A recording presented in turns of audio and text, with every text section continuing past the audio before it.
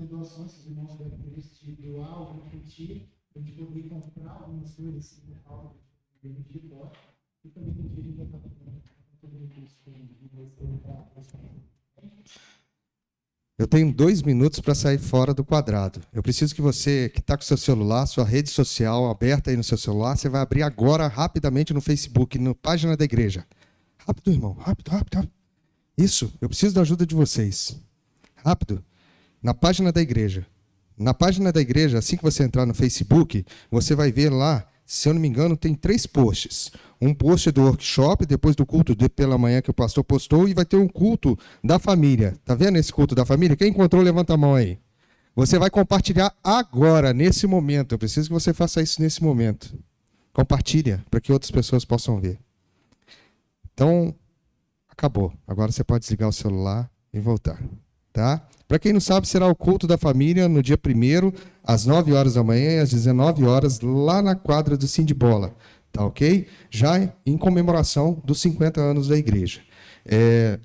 Fala do café, pastor? Pode Vai falar. ter o café da manhã também, às 8, né, pastor? 8h30. 8h30, café da manhã lá na quadra para todos os irmãos. Tá ok? É uma forma da gente juntar a panela, né, pastor? Fazer Misturar.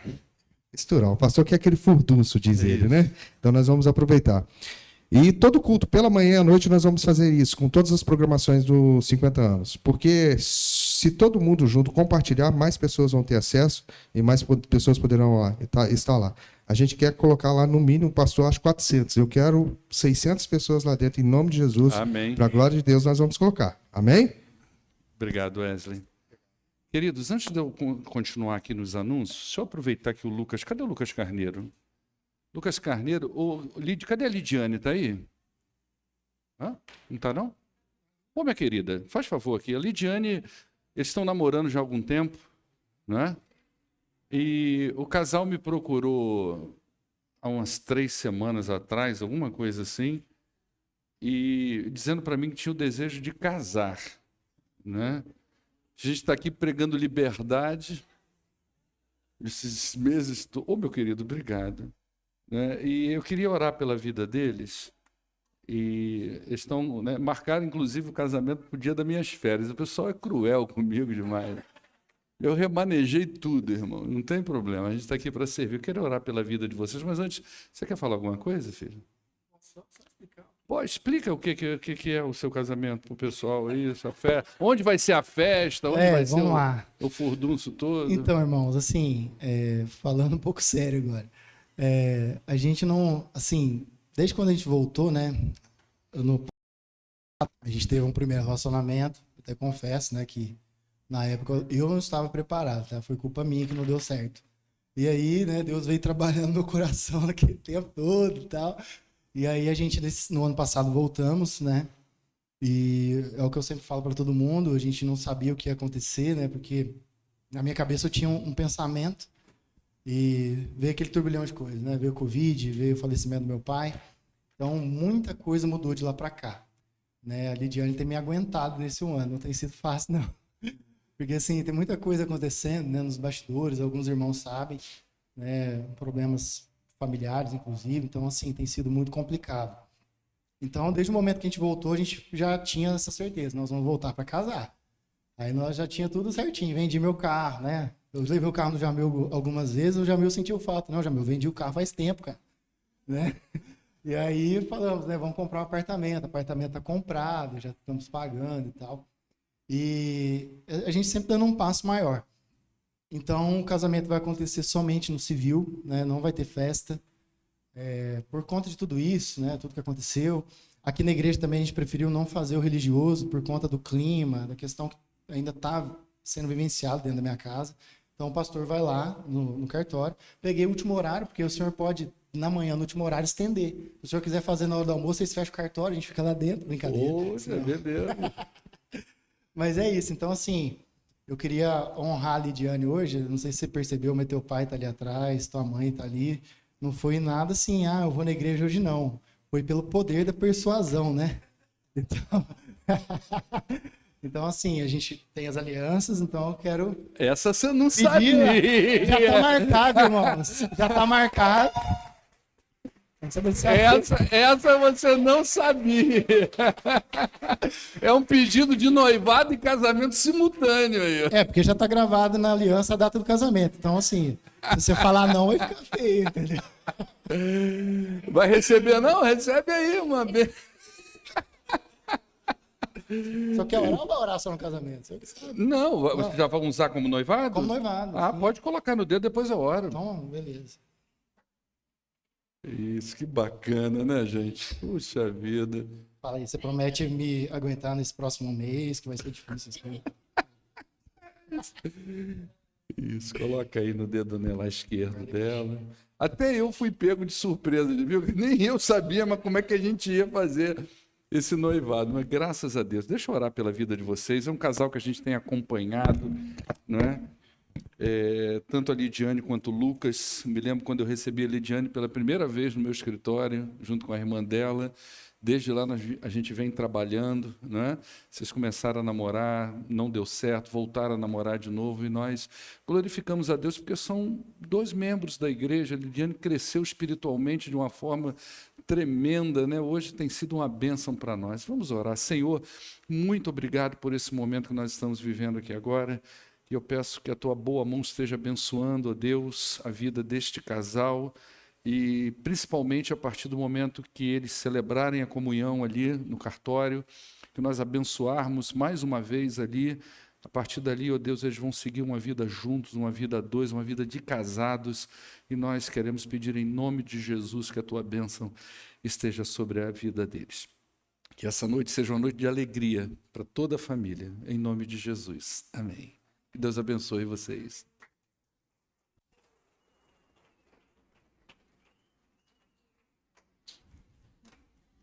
Gente, tem que pregar mais sobre liberdade em Cristo, viu? Queridos, enquanto você abre a sua Bíblia em Efésios capítulo 1, quero aproveitar o seguinte, o culto lá na quadra vai inaugurar o mês da família e a gente está planejando algo um pouquinho diferenciado durante esse mês de maio. A Marina está contactando alguns casais para que, durante o mês de maio, alguns casais tenham a oportunidade de falar para vocês em nome de famílias, não é? Nós já contactamos aí, acho que 2 ou 3 casais, não é isso?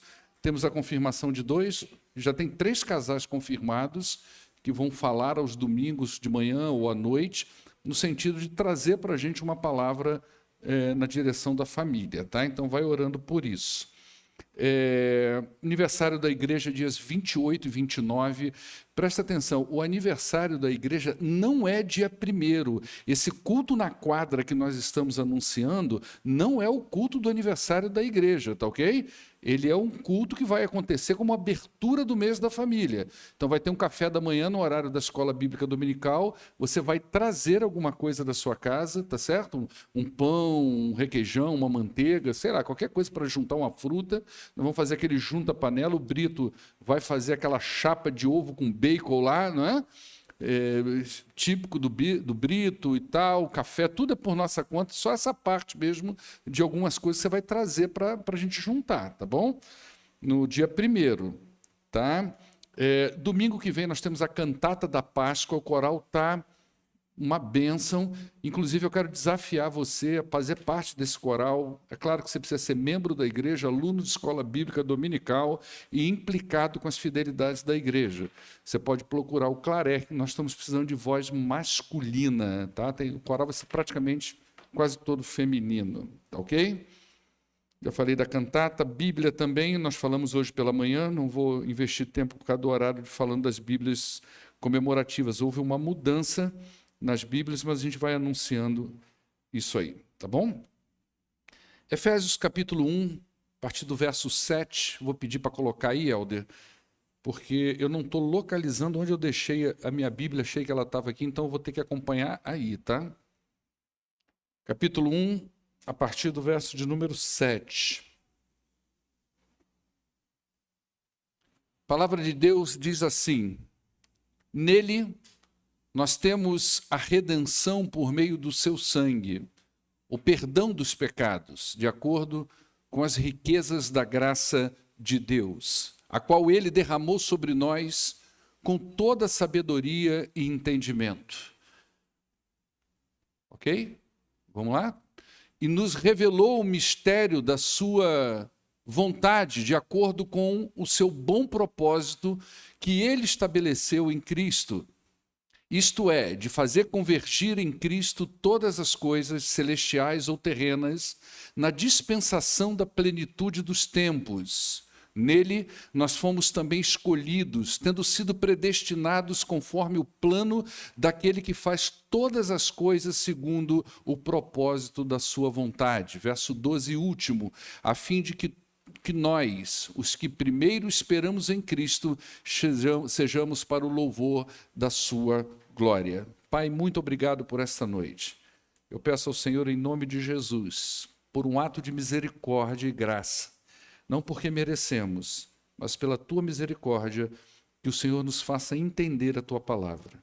E ao compreendermos a tua palavra, ó Deus, eu peço mais misericórdia e mais graça no sentido disso ficar no nosso coração e transcorrer para a nossa vida de forma prática e efetiva. Abençoe todos que aqui estão. Nós pedimos e oramos em nome do poderoso Jesus Cristo, aquele que vive e reina para todos sempre. Amém. Queridos, está me dando um vazio sem Bíblia aqui. Alguém tem uma Bíblia NVI com letra grande? Ô, glória! Apareceu. NVI com letra grande, letra grandona. Aqui apareceu aqui o Helder, quase. Mas que é isso, Helder? Que letra é essa, Jesus Cristo? Mas dá. Vou ficar do Helder aqui. Nossa, pregar sem Bíblia dá um vazio terrível, né? Queridos, há 2 domingos atrás, nós abrimos essa carta. Uma carta rica em informações para a igreja. Há quem considere essa carta uma das cartas mais eclesiológicas dentre as 13 cartas que o apóstolo Paulo escreveu. O apóstolo Paulo escreveu provavelmente aí 13 cartas, e dentre essas 13 cartas há uma consideração que essa carta, a carta que foi escrita aos Efésios, é a carta que mais fala sobre igreja. Embora você vê muita semelhança de Efésios e Colossenses, mas essa aqui parece que ela tem uma pegada mais voltada para a vida da igreja.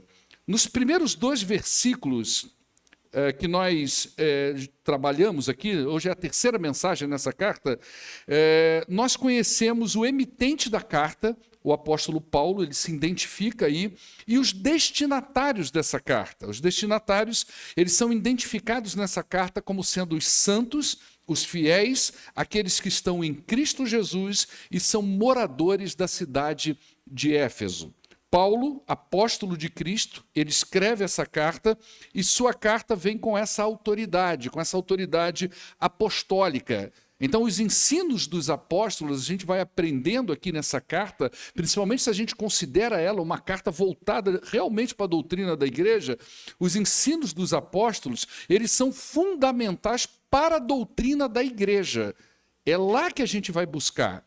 Então, nenhuma igreja fundamenta a sua doutrina ou estabelece a sua doutrina em cima das narrativas do Antigo Testamento. Aonde a gente vai buscar a doutrina da igreja no Novo Testamento, especialmente nessas cartas que foram escritas para as igrejas com autoridade apostólica.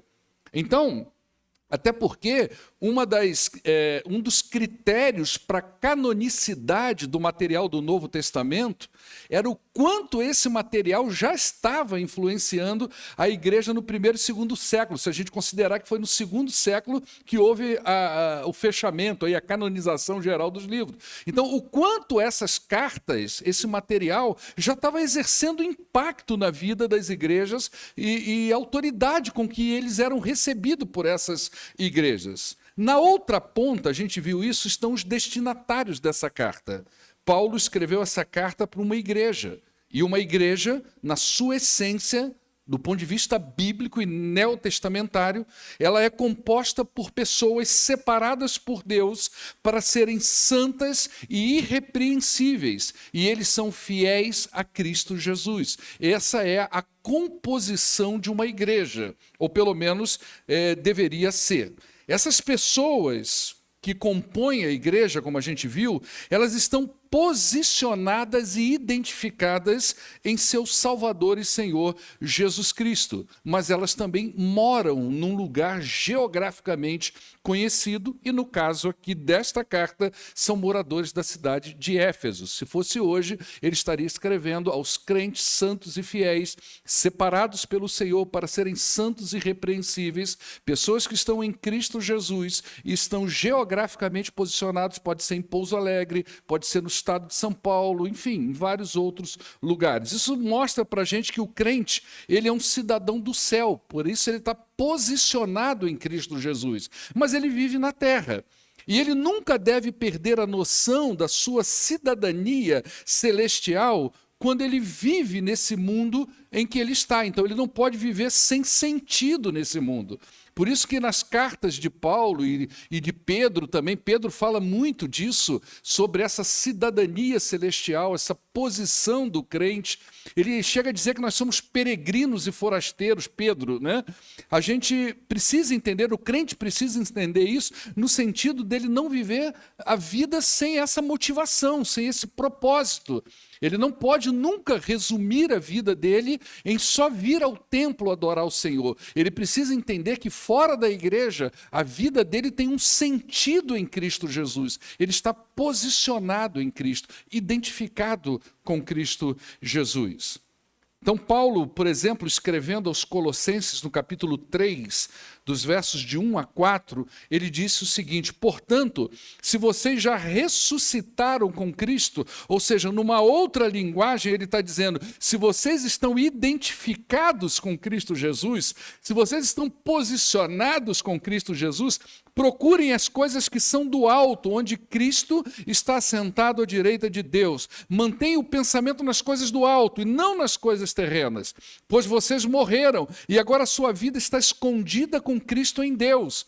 Quando Cristo, que é a sua vida, porque você está identificado e posicionado nele, quando ele for manifestado, aí então vocês também serão manifestados com ele em glória. Então, o que Paulo está dizendo com uma outra linguagem em Colossenses? Você é um crente em Cristo Jesus, você foi levantado por Deus como igreja para ser santo, fiel, separado a Ele, você está identificado com Cristo Jesus, mas você mora num lugar físico, mas você não pode esquecer essa sua cidadania celestial. Então, se você está identificado, Paulo vai dizer aos Colossenses, o seu pensamento, a sua mente, ela tem que estar voltado para as coisas do alto e não para as coisas aqui da terra. E eu falei, talvez na última mensagem, na semana passada, que um dos maiores problemas do cristão é quando ele esquece a sua cidadania espiritual e ele quer viver nesse mundo como um morador desta terra. Ele vem à igreja, ele entende que ele tem alguma coisa com esse povo, mas ele está muito mais identificado com a vida do que com Deus. O pensamento está na terra e não no alto. E é daí que vem as amarguras, as depressões, as ansiedades da vida do crente, o coração atribulado da vida do crente, porque ele esqueceu a sua cidadania. Ele está fazendo o processo inverso do qual as Escrituras Sagradas o orientam a fazer e ser. Então nós temos aqui nessa carta um retrato de escritos sagrados, ou seja, ele vem com a autoridade apostólica, é um escrito sagrado sendo enviado para uma igreja de Cristo na terra. E hoje, quando nós abrimos a palavra de Deus, toda vez que nós abrimos e toda vez que nós expomos esses escritos sagrados, é como se os apóstolos estivessem pregando para nós. E ele vem com a autoridade apostólica, falando e pregando e falando para a igreja de Cristo que vive hoje aqui nessa terra. Dos versos 3 a 14, o que nós temos aqui é uma expressão de louvor e glórias a Deus. Paulo, como a gente já falou, ele como uma rajada de metralhadora, ele escreveu alguns versos aí, algumas palavras, mas aquilo que alguns vão considerar como sendo o maior parágrafo do Novo Testamento. Esse texto que pega do verso 3 até o verso 14, não tem ponto, não tem divisão. Ele pode ter aí na nossa Bíblia, tá? Na sua Bíblia em português tem divisão. Então nós temos aí basicamente 3 parágrafos, mas no original é um texto só.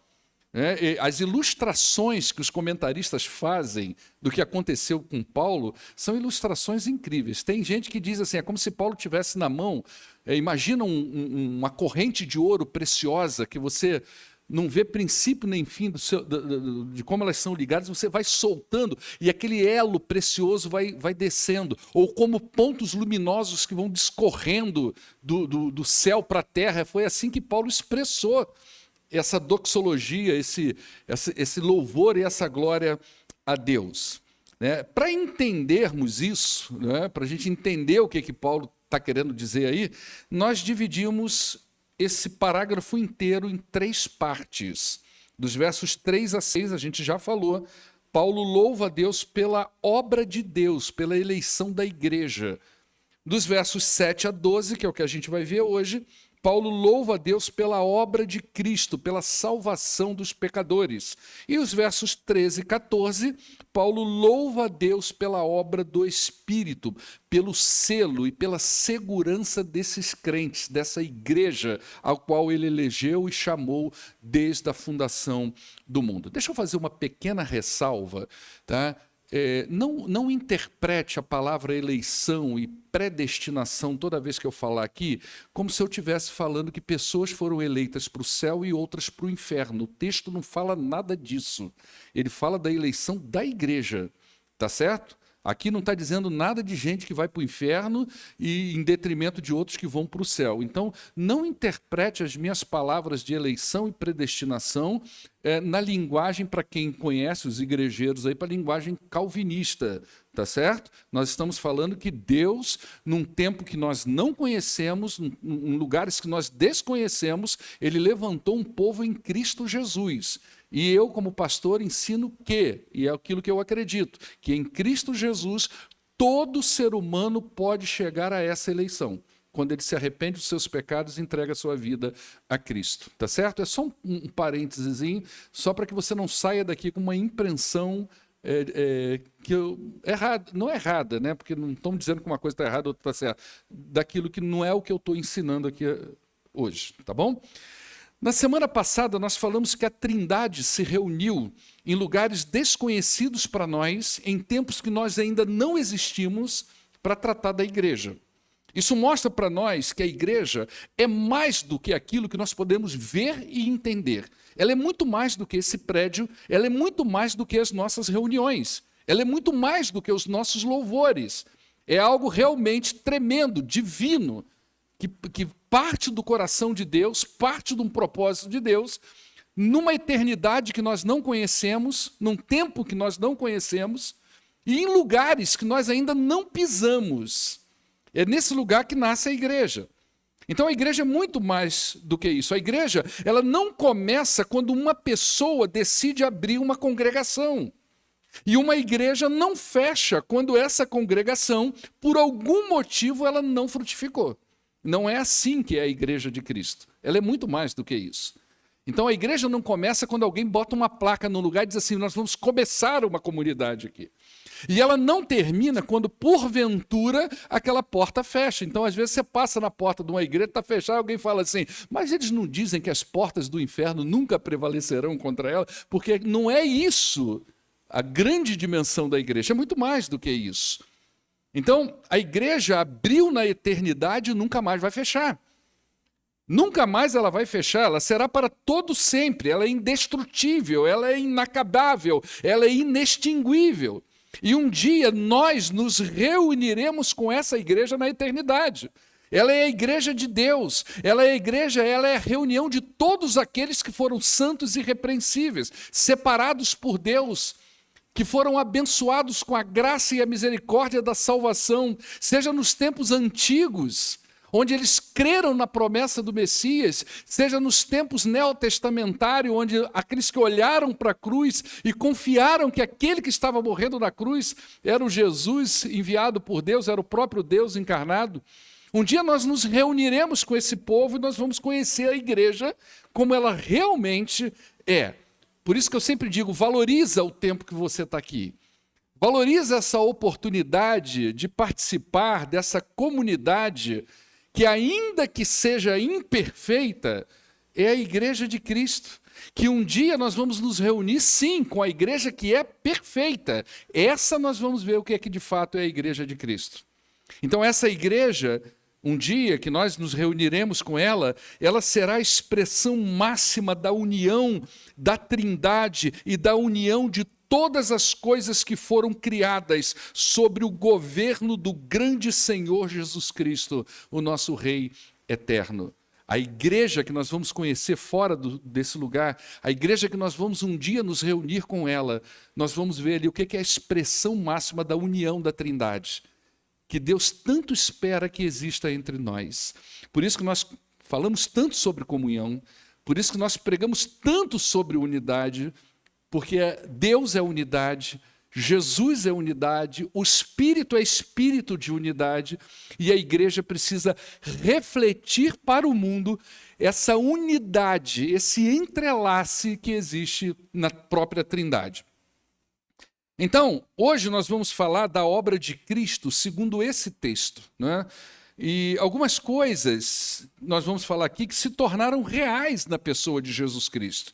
Você pode observar aí no texto que a gente leu, a gente não vai reler ele, mas você vai ver que do verso 7 ao verso 12, aliás, é do 3 ao 14, você vai ver que Cristo costura toda a doxologia de Paulo. O que é doxologia? A palavra doxo significa glória, louvores. A palavra logia é fala. Então, é falas de glórias, falas de louvores. Então, o que está costurando essas falas de louvores de Paulo? Essas glórias que Paulo está dando a Deus aqui? É justamente a pessoa do Senhor Jesus Cristo.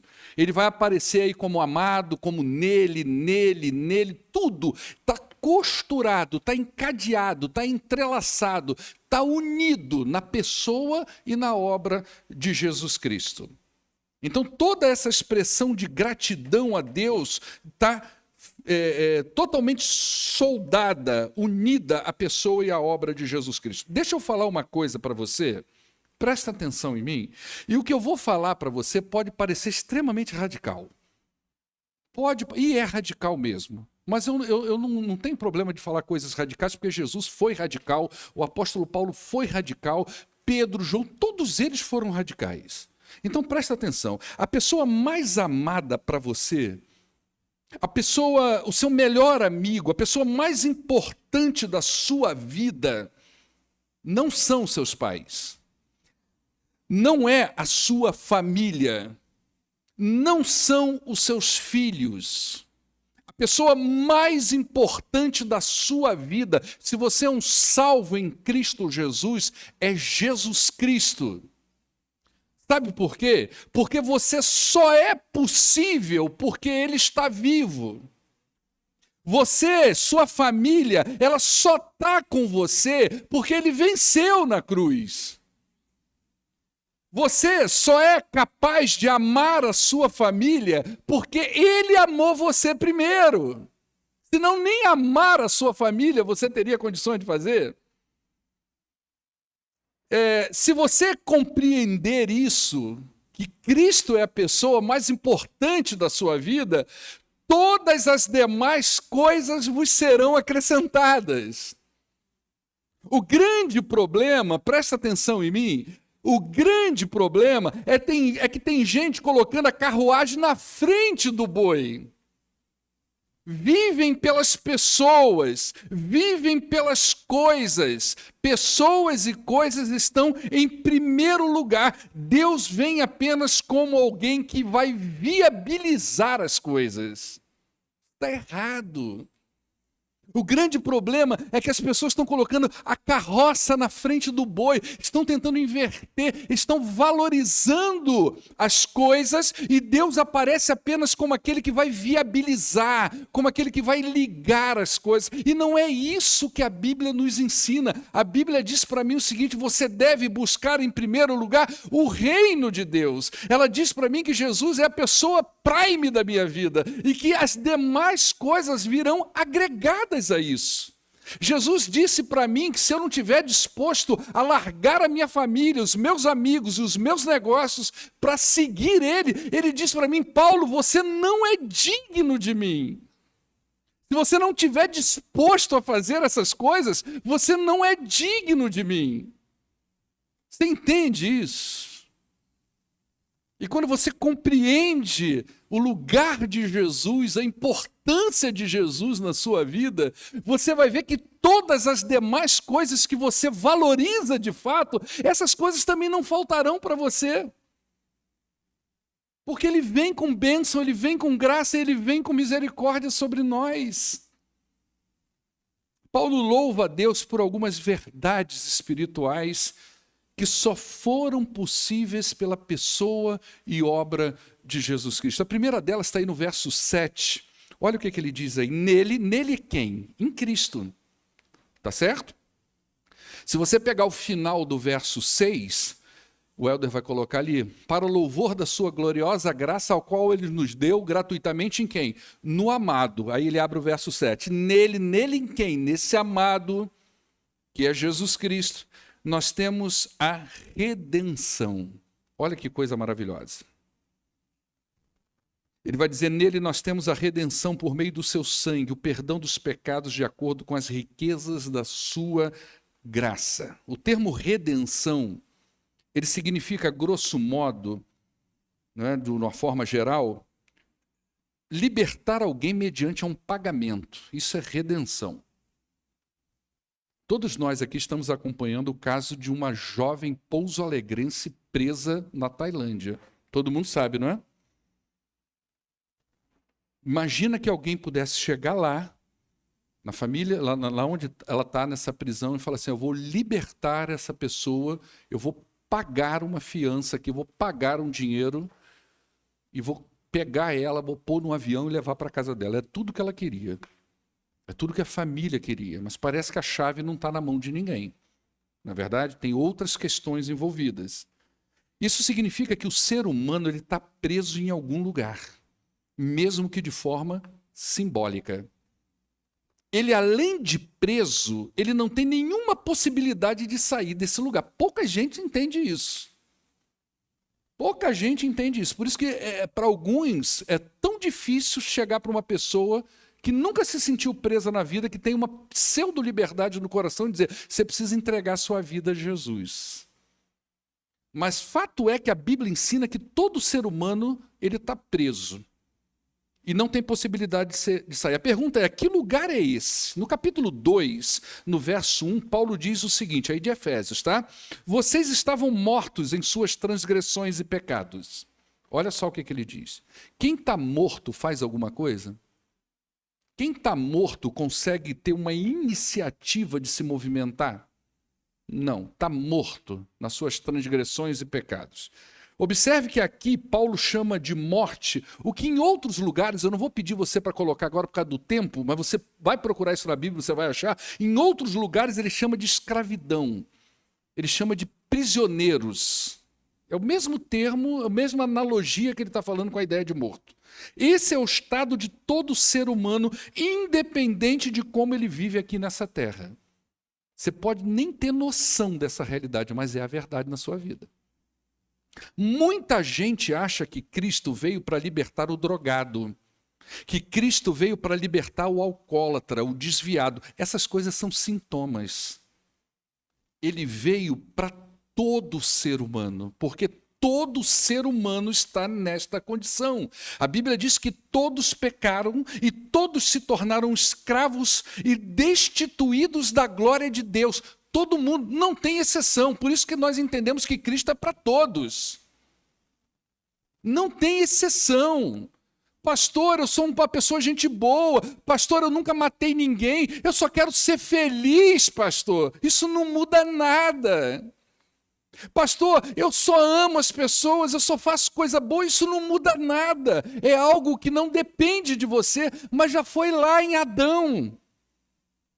Não é esse lugar, a gente não sai desse lugar pela nossa justiça própria. Você sabe o que é justiça própria? Eu vou te dizer o que é justiça própria. É a avaliação que você tem de você.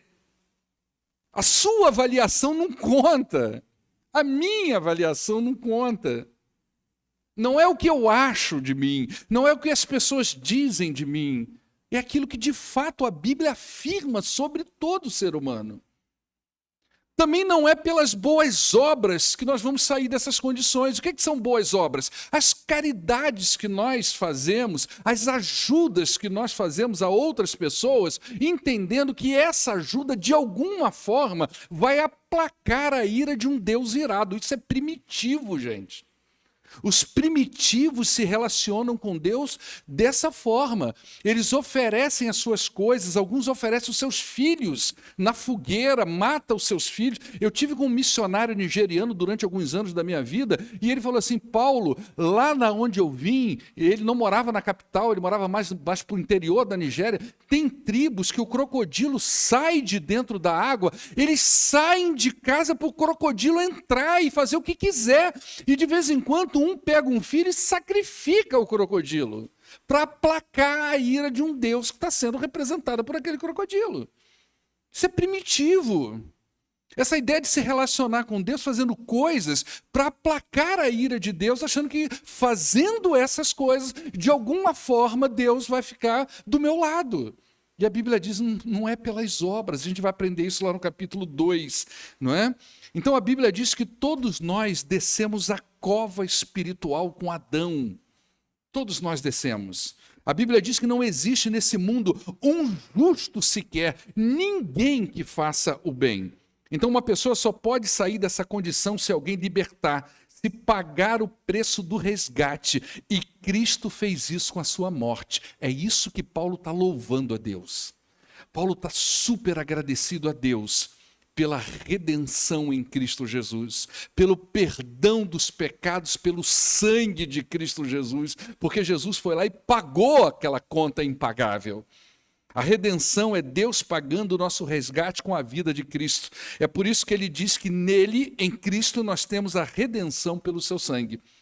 Lá em 1 Pedro, no capítulo 1, versos 18 a 20, Pedro expressa o valor da redenção em termos bem compreensíveis para nós. Olha o que ele diz: pois vocês sabem que não foi por meio de coisas perecíveis como prata e ouro que vocês foram redimidos, comprados. A remissão, vocês foram redimidos da sua maneira vazia de viver, que foi transmitida por os seus antepassados. Pelo contrário, ele vai dizer, mas pelo precioso sangue de Cristo, como de um cordeiro sem mancha e sem defeito, conhecido aonde que foi tramado a igreja antes da fundação do mundo, revelado nesses últimos tempos em favor de vocês. Pedro está falando em outra linguagem algumas coisas que Paulo está dizendo em Efésios. Paulo está louvando a Deus pela maravilhosa graça que foi revelada em Cristo Jesus. Observa como que é importante Cristo para nós. Por isso que o nosso culto é cristocêntrico, por isso que a nossa vida é cristocêntrica, por isso que nós estamos falando o tempo todo de Cristo e falando que você precisa aceitar Jesus porque Ele é a pessoa mais importante da sua vida. Paulo louva a Deus também pelo perdão de pecados, está na parte B do verso 7. Ele fala do perdão de pecados. Às vezes, se torna difícil separar, explicar, em tão pouco tempo, termos que estão associados ao Evangelho. Imagina que o Evangelho é como se fosse uma caixa de joia preciosa. Você pega um baú de tesouro, uma caixa de joia, e você abre essa caixa de joia. E você vê várias joias de valores semelhantes. Elas são igualmente valiosas. Isso é o Evangelho. A gente condensa tudo numa palavra só, Evangelho, mas tem tanta coisa debaixo dessa palavra, como se fosse uma caixa de um tesouro. E o perdão de pecados é uma dessas joias. Vamos voltar rapidamente ao Éden. Imagina que Deus criou um mundo perfeito e coloca nas mãos de um corregente, de um vice-rei. O homem teve o privilégio de atuar ao lado de Deus na administração da criação. Imagina uma coisa dessa. O homem é a coroa da criação. Deus confia nesse homem a uma corregência. Deus coloca o homem lá, e alguns vão dizer como se ele fosse uma miniatura de Deus, um representante da terra. Então, se a criação quisesse se reportar a Deus, estava ali o seu representante chamado homem. confiou a sua criação a nós. Uma aliança foi feita. Deus entraria com a sua providência infinita e o homem apenas o glorificaria com a sua obediência e com a sua fidelidade. O homem traiu essa confiança, quebrou a sua parte na aliança. E o pecado fez do homem inimigo de Deus. Nós passamos a ser conhecidos como filhos da desobediência. Você quer ver um retrato da humanidade? É que o tempo está muito apertado. Olha olha Romanos capítulo 1, verso 18. Olha o retrato da humanidade caída. Me acompanha, tá, Helder? Portanto, a ira de Deus é revelada dos céus contra toda a impiedade e injustiça dos homens que suprimem a verdade pela injustiça. Pois o que de Deus se pôde conhecer é manifesto entre eles, porque Deus manifestou. Pois desde a criação do mundo, os atributos invisíveis de Deus, seu eterno poder, sua natureza divina, tem sido visto claramente, sendo compreendido por meio das coisas criadas, de forma que tais homens são indesculpáveis, porque tendo conhecido a Deus, não glorificaram a Deus, não lhe renderam graças, mas os seus pensamentos tornaram-se fúteis e o coração insensato deles se obscureceu. Dizendo-se sábios, eles se tornaram loucos, e trocaram a glória do Deus imortal por imagens feitas segundo a semelhança do homem mortal, bem como pássaros, quadrúpedes e répteis. Por isso Deus os entregou à impureza sexual segundo os desejos pecaminosos do seu próprio coração, para a degradação do seu corpo entre si. Trocaram a verdade de Deus pela mentira e adoraram e serviram a coisas e seres criados em lugar do Criador, que é bendito para todos sempre. Amém. Por causa disso, Deus os entregou a paixões vergonhosas. Até as suas mulheres trocaram as suas relações sexuais naturais por outras contrárias à natureza. Da mesma forma, os homens também abandonaram as relações naturais com as mulheres e se inflamaram de paixões uns pelos outros, começaram a cometer atos indecentes, homens com homens, receberam em si mesmo o castigo merecido pela sua perversão. Além do mais, visto que desprezaram o conhecimento de Deus, ele os entregou a uma disposição mental reprovável para praticarem o que não deviam.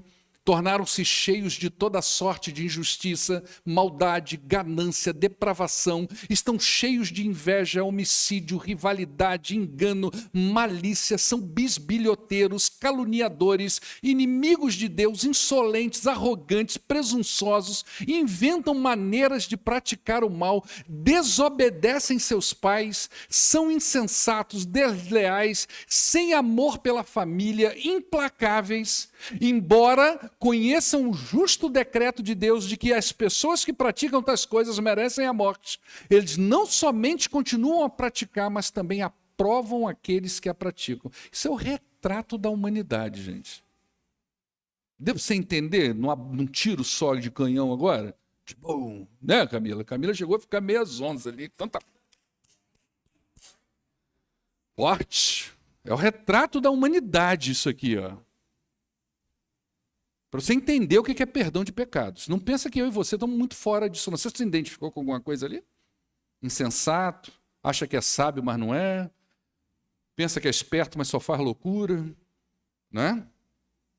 Em Cristo, Deus perdoa o pecado do homem arrependido. Entende isso? E quando isso acontece, nós temos paz com Deus. Perdão traz paz entre Deus e o homem, e essa ponte só é possível em Cristo Jesus. Escrevendo aos Colossenses, no capítulo 2, verso 13, Paulo diz: quando vocês estavam mortos em pecados e na incircuncisão da sua carne, Deus os vivificou juntamente com Cristo e ele nos perdoou de todas as transgressões. Olha como Cristo é valioso para nós. Deus abriu as riquezas da sua graça e a chave do tesouro chama Jesus Cristo. Você entende isso? Deus abriu os tesouros da sua graça, as riquezas da sua glória, e a chave que abre isso chama Jesus Cristo, o nosso Senhor e Salvador. Paulo fala também aí nos versos 9 e 10, de que ele louva a Deus por uma união que vai acontecer de todas as coisas em torno de Cristo Jesus. Isso é um mistério, tá? Ele diz, ele nos revelou o mistério da sua vontade, de acordo com o seu bom propósito que ele estabeleceu em Cristo. Isto é, de fazer convergir em Cristo todas as coisas, celestiais ou terrenas, na dispensação da plenitude dos tempos. Observe que esse texto fala de um mistério. O que é mistério? Mistério é aquilo que ainda não foi revelado. Então, quando alguém fala você mistério, é aquilo que não foi revelado. Vou te revelar um mistério, vou te revelar uma coisa que você não sabe. Essa é a ideia do mistério. No nosso caso, o texto diz que esse mistério foi revelado em Cristo. E esse mistério diz da vontade de Deus ou do seu bom propósito. Então, é um mistério que é bom. É da vontade de Deus, é do propósito de Deus. Deus revelou em Cristo alguma coisa que estava no seu coração e que provavelmente foi discutido em tempos eternos e em lugares desconhecidos para nós. Isso foi revelado em Cristo. A pergunta é, qual é esse mistério? Está aí no verso de número 10. Fazer convergir em Cristo todas as coisas, celestiais ou terrenas.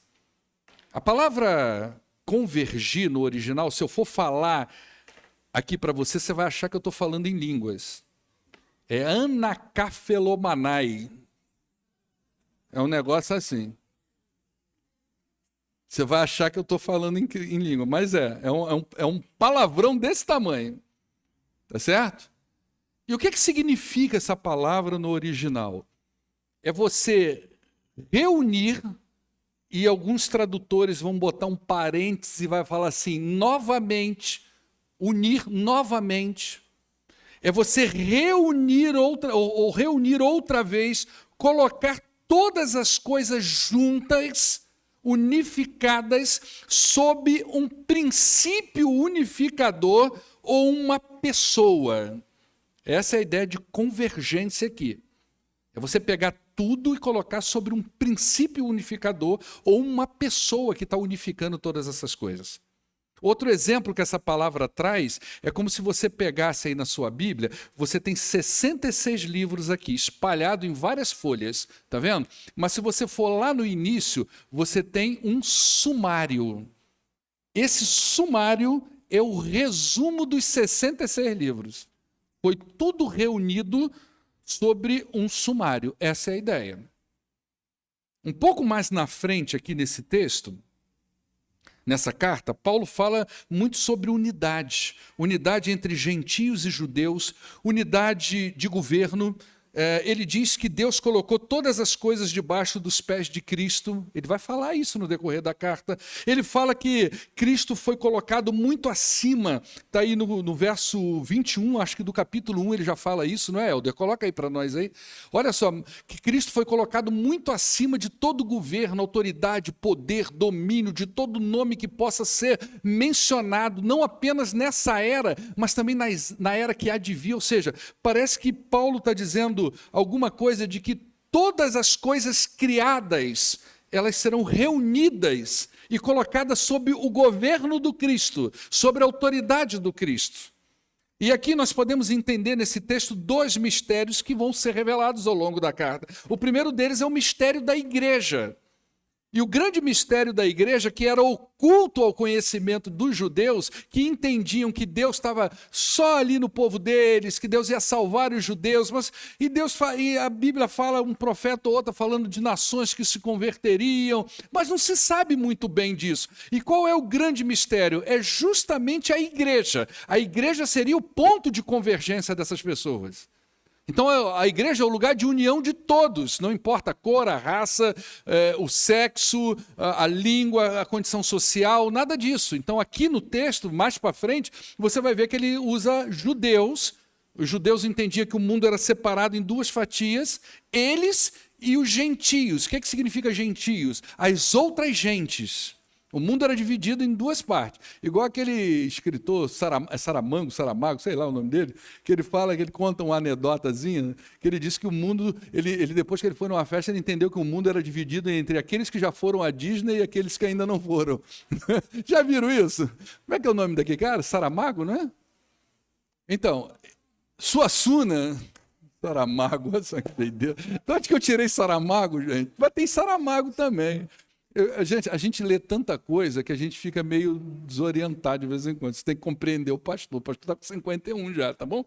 Então, o mundo era dividido. E a igreja vai ser o ponto de convergência, onde judeus e gentios vão desfrutar do mesmo espaço físico na época de Paulo, mas também do mesmo espaço que ali era simbólico, que é essa igreja universal, não é? Onde reúne todos os crentes de todos os tempos e eras. E não importa se ele é judeu, se ele é grego, se ele é romano, se ele é brasileiro, se ele é americano, se ele é japonês, todo aquele que entregou a vida a Cristo, todo aquele que é salvo vai estar dentro desse lugar chamado igreja. E o outro mistério que a gente vê aqui, não é que a gente não, aí é um mistério mesmo para nós, é que toda a criação, sejam coisas visíveis e invisíveis, todas as nações, tudo será reunido debaixo do governo de Cristo. É como se fosse uma unidade cósmica.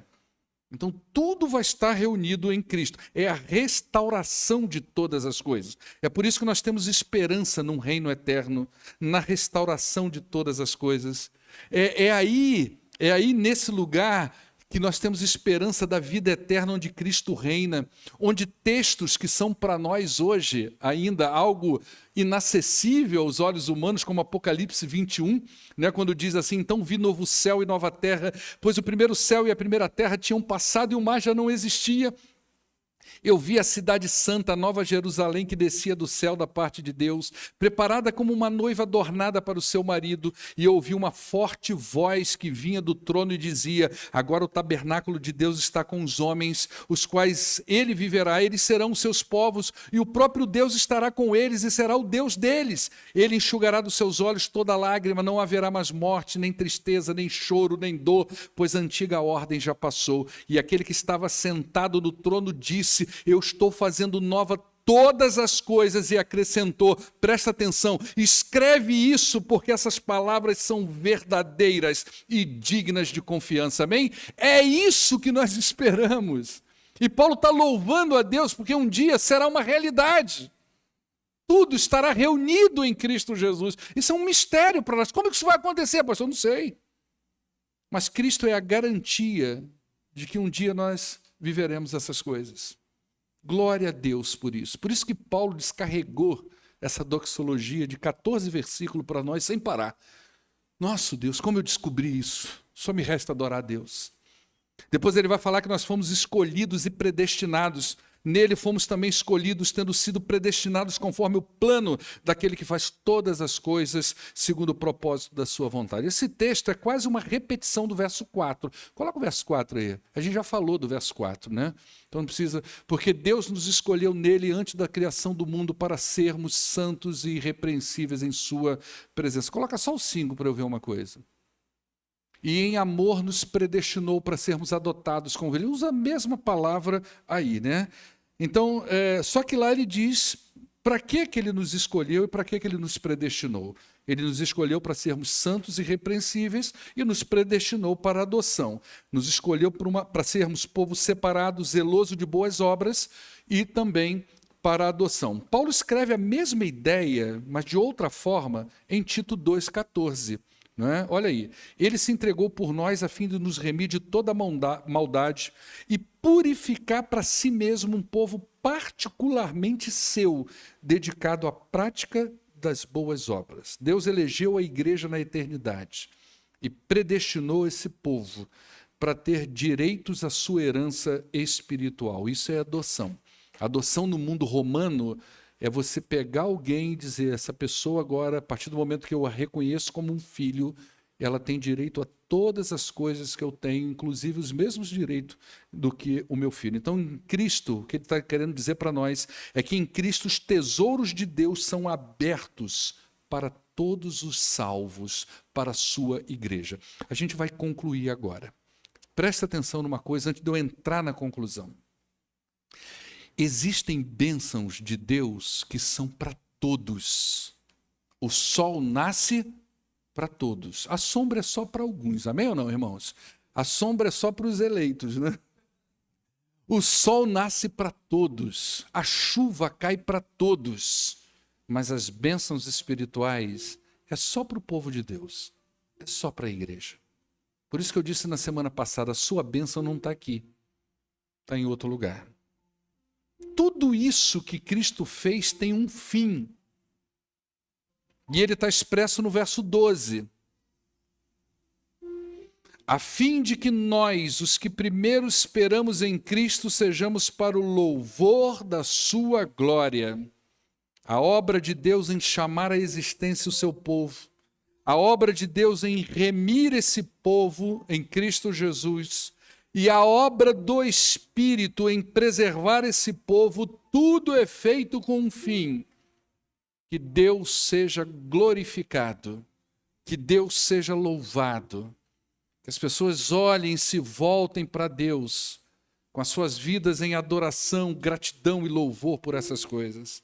Então é importante que você saiba disso. Se você é um crente, um salvo em Cristo Jesus, saiba que a sua vida foi resgatada para que Deus seja glorificado. Então viva de forma que a glória de Deus seja exaltada na sua vida e através da sua vida.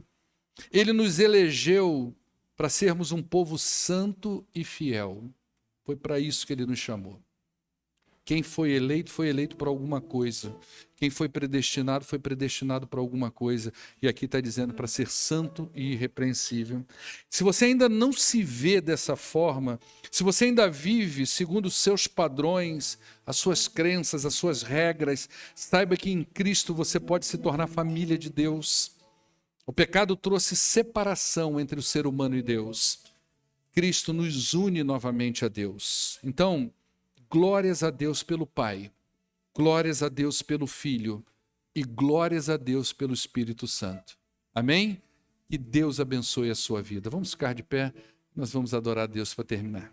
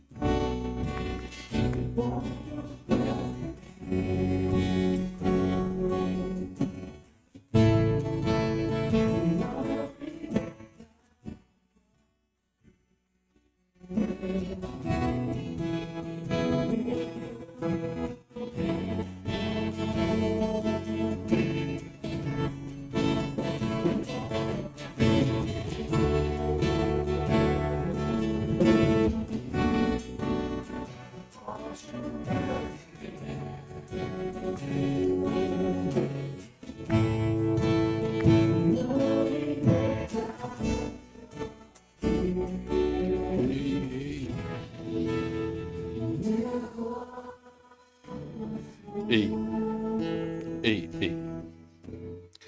Pai, leve-nos para casa na Tua presença. Nos dê uma semana próspera, abençoada. E que essas palavras encontrem um lugar especial. Encoraja, Pai, os Teus filhos nessa noite. Com as palavras que nós lemos nas Escrituras Sagradas. Em nome de Jesus é que nós oramos hoje e sempre. Amém. Despede da pessoa que está do teu lado, deseja a paz de Jesus para ela. Deus te abençoe.